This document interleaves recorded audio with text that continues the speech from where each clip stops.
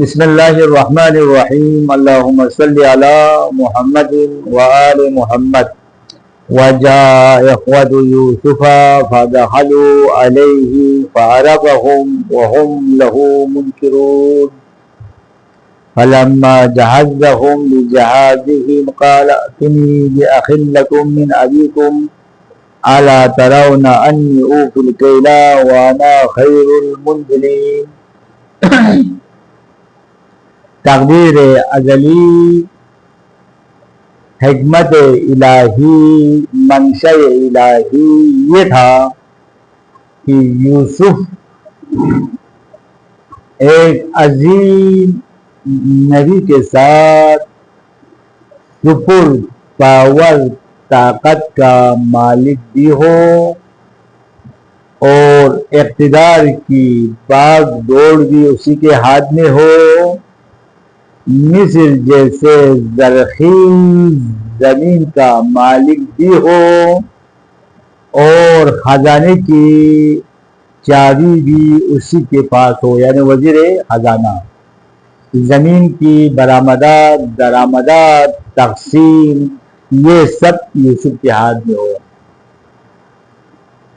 حضرت یوسف کی حکمت عملی، دور اندیشی، غریب پروری، تواضع و انکساری، عدالت و انصاف اور پروٹوکول سے خالی عام عوامانہ زندگی نے مصر کی تاریخ کا جو چہرہ تھا وہ بدل دیا۔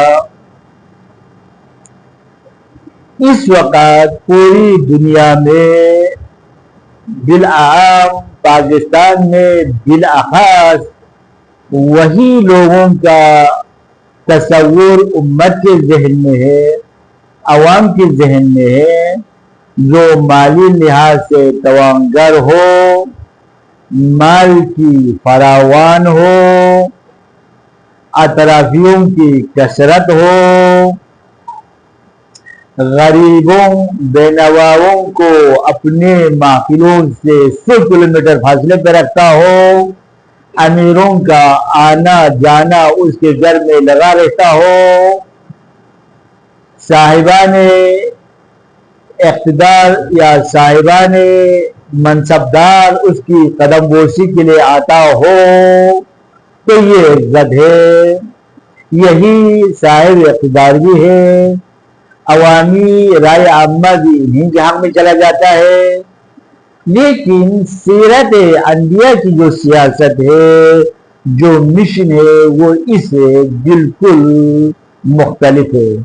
یعنی ہم یوں کہہ سکتا ہے ہمارے بود و باش، ہمارے سیاست، ہمارے اجتماعات، ہمارے معاشرتی زندگی، عبادی زندگی انبیاء علیہم السلام کی زندگی سے تناقض ہے۔ کل آپ نے عرض کیا، حضرت یوسف جب مصر کے اتنی پاور ہستی بننے کے بعد بھی دسترخوان پہ مہمان آتے تھے، وہ مہمان جو گمنام ہے، جو مجہول حال ہے، جو مجہول نسب ہے، آیا کھایا چلا گیا۔ علی کے دسترخوان بھی یہی تھا، نبی کا دسترخوان بھی یہی ہوتا تھا، حضرت سلیمان کا دسترخوان بھی ایسا ہوتا تھا، حضرت مجتبیٰ کے لیے ہوتا تھا، اور خلفاء کے لیے حضرت شروع میں ایسے ہی ہوتا تھا۔ اب فاصلہ آ گیا، بہت فاصلہ آ گیا، اور اسی کی مبنا پر، اسی پاور کی مبنا پر ووٹ بھی لیتا ہے، اقتدار میں بھی پہنچ جاتا ہے، اور پارٹی بھی روز روز بدل کرنے میں، جس طرح ہم کپڑا بدل نہیں کرتے، قمیص شلوار بدل نہیں کرتے، یہ لوگ پارٹی بدل کر دیتے ہیں، نعرے بدل کر دیتے ہیں، کام نہیں کی۔ تو مصر اور اطراف مصر اس وقت قحط سالی میں ہے، خشک سالی سے گزر رہا ہے۔ تو حضرت یوسف کے پاس جو اطراف سے لوگ آئے، ان میں کنعان سے بھی آیا ایک حکومتی اداروں میں انٹیلیجنس کا ہوتا ہے، انٹیلیجنس کا ادارہ جو حکومت وقت کو ملک کے دشمن عناصر سے باخبر رکھتا ہے، چی داخلی چی خارجی. اس لیے امام علی نے فرمایا وَجَهَادَ عَدُوِّهَا وَاصْطِلَاحَ أَهْلِهَا وَعِمَارَةَ بِلَادِهَا، جو مصر کے داخلی دشمن اور خارجی دشمن سے آپ توجہ رہے. تو انٹیلیجنس کی کمزوری ملک کے لیے زہر حلاہل ہوتا ہے.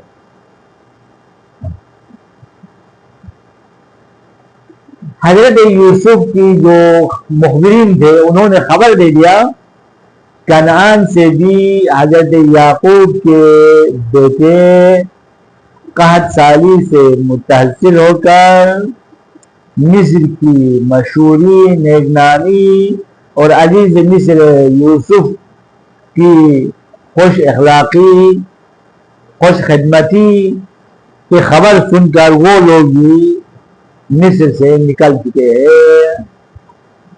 یوسف شدت سے انتظار ہے. تقریباً 40 سال ہو گئے بابا سے جدائی ہو کے. بھائیوں نے ستم کیا تھا، ظلم کیا تھا، جو بھی کیا تھا، بھائی تو تھا. اگرچہ حقیقی بھائی نہیں تھا، ماں اور باپ دونوں ایک نہیں تھا. بعض کی ماں الگ تھی، لیکن بھائیوں کی آمد کا خبر سن کر 40 سال کے بعد یوسف نبی شدت سے منتظر ہے، شدت سے انتظار میں ہے. اور کنعان کی طرف سے آنے والے قافلوں کی پل پل خبر یوسف کو دے رہے ہیں. پل پل خبر، آج یہ قافلہ آیا، آج یہ قافلہ آیا، آج یہ قافلہ آیا. لیکن یوسف کے بھائیوں کی خبر دیر سے پہنچا، نہیں آیا. کیوں نہیں آیا؟ یوسف کو کیا پریشانی تھی؟ یوسف کو یہ پریشانی تھی ہمارے لوگ عبری زبان بولتے ہیں اور مصر والے قبطی زبان بولتے ہیں. زبان کی ڈیفرنس، زبان کی مختلف. تو شاید آ گیا ہو اور زبان نہ سمجھا ہو، یہاں سے کہیں آیا ہو. یوسف کی انتظار کی شدت یوسف احساس کر سکتا ہے. 40 سال کے بعد جب خبر ملا کہ یوسف کو مخبرین نے کہ آپ کے بھائی شہر کے مین دروازے پہ رکا ہوا ہے، گیٹ پہ. جس طرح ہر ملک میں جب آتے ہیں تو وہ ایک گیٹ کو روک دیتے ہیں، وہاں سے ان کے پاسپورٹ کی چیک ہوتے ہیں، انٹری کی چیک ہوتے ہیں، ویزے کی چیک ہوتے ہیں. اس زمانے میں یہی سسٹم تھا، لیکن اس زمانے میں طریقہ اور تھا. آج کی طریقہ اور ہے. آج آپ موبائل سے خبر دینا ہے، آج آپ نے فیکس کے ذریعے خبر دینا ہے. یہ علمی ترقی ہے، یہ علمی عروج ہے. علم صنعتی کے دور ہے، اس وقت صنعتی دور ہے. اس زمانے میں ایسے نہیں تھا، لیکن سسٹم تو تھا. خبر پہنچنے کے لیے آدمی مخصوص آدمی کو نوکری دے کے رکھا ہوا ہوتا تھا. ان کے لیے معاوضہ ہوتے تھے، ان کے لیے وظیفہ ہوتا تھا، ان کے لیے سواری کا بندوبست ہوتا تھا، مختلف جگہ پہ ان کے پڑاؤ کے لیے کھانا پینے کے سامان ہوتا تھا. انشاءاللہ ہم ایک دن اسی موضوع پہ بات کریں گے. اور کہا وَجَاءَ إِخْوَةُ يُوسُفَ، یوسف غیر منصرف، یعنی اخوات یوسف ہی آنا چاہیے.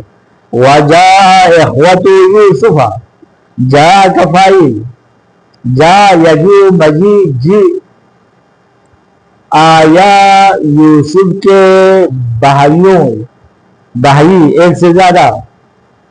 فَدَخَلُوا عَلَيْهِ،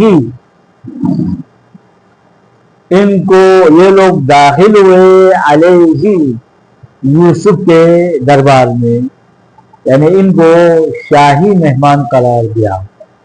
بھائی تھے، بڑا بھائی تھے، اور بابا کنعان میں چاہتے تھے کہ بابا کی خبر ہو. چھوٹا بھائی کنعان میں تھا، بنیامین کی خبر ہو، بہنوں کی خبر ہو اور خالوں کی خبر ہو. پوچھتے ہیں انسان بہت ایسی باتیں آتی تو کتنی تڑپ ہوتے. جتنا منزل قریب ہوگا شعور اور انسان کی اندر کی جو احساسات وہ بڑھتا جائے گا. ابھی ہم کراچی میں ہیں، یا لاہور میں ہے، یا اسلام آباد میں ہے، ہم یا باہر ممالک میں ہے، تو وہ احساس دیدار بہت کم درجے پہ ہے. جتنا قریب ہوگا محبوب کی منزل سے، جتنا قریب ہوگا والدین کی قدم بوسی سے، اتنے ہی اس کے اندر وجدان بڑھتا جائے گا۔ تو کیا ہوا؟ وَدَخَلُوا عَلَى یوسف، فَدَخَلُوا عَلَيْهِ، یوسف کے پاس یہ لوگ پہنچے، فَعَرَفَهُمْ وَهُمْ لَهُ مُنْكِرُونَ، یوسف نے تو پہچان لیا، یوسف نے تو پہچان لیا، اس لیے خبر لانے والے نے خبر لایا تھا، ان کے نام لکھ کے پہلے یوسف کے پاس پہنچ چکے تھے، وہ بونڈری جب کراس کر رہے تھے، بارڈر جب کراس کرنے سے داخل ہو رہا تھا، ان کے حسب نسب لکھ کے آیا ہوا تھا، ان کی شکل و شمائل پہلے بیان ہو چکے تھے، اور اطلاع والوں نے اطلاع بھی دے چکا تھا۔ یہ سادے سی بات ہے نا، یہ سادے سی بات ہے۔ وَهُمْ لَهُ مُنْكِرُونَ، اور بھائیوں نے نہیں پہچانا، منکر انکار کرنے والا، بھائیوں کے وہم و گمان میں بھی نہیں تھا کہ ایک دن جس بھائی کو ہم نے کنویں میں پھینکا ہے وہ آج ہمارا امیر بنے گا، آج ہم اس کے پاس بھیک مانگنے کے لیے آنا پڑے گا۔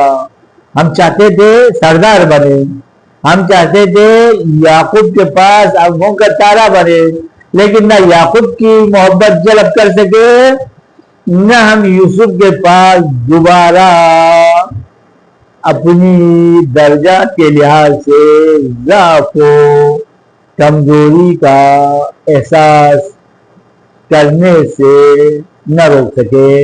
یہ ہے نظام الہی۔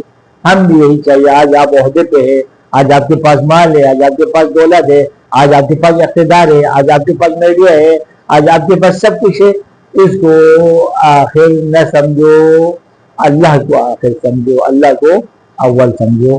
اللہم صلی علی محمد وعلی